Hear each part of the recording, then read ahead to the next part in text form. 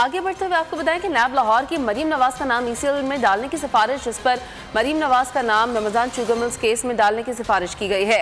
इस्लामाबाद से आपको बताएं कि दरखास्त वजारत दाखिला को मौसूल हो गई है। अहम खबर है जिससे आपको आगाह किया जा रहा है। नैब लाहौर की मरीम नवाज का नाम ECL में डालने की सिफारिश, मरीम नवाज का नाम रमजान शुगर मिल्स केस में डालने की सिफारिश की गई, जबकि ये दरख्वास्त वजारत दाखिला को मौसूल हो चुकी है और वजारत दाखिला अब ये दरख्वास्त कमेटी को भिजवाएगी जिसमें मरीम नवाज का नाम ECL में डालने की सिफारिश की गई है।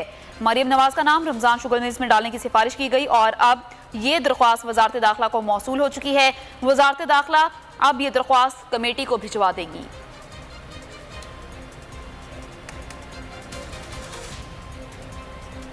आगे बढ़ते हुए आपको बताएं कि नैब लाहौर की मरीम नवाज का नाम ECL में डालने की सिफारिश, जिस पर मरीम नवाज का नाम रमजान शुगर मिल्स केस में डालने की सिफारिश की गई है।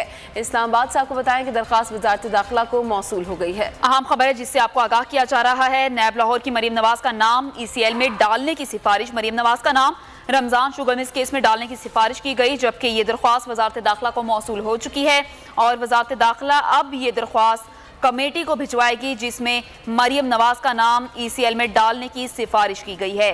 मरीम नवाज का नाम रमजान शुगर मिल्स में डालने की सिफारिश की गई और अब ये दरख्वास्त वजारत दाखिला को मौसूल हो चुकी है। वजारत दाखिला अब ये दरख्वास्त कमेटी को भिजवा देगी।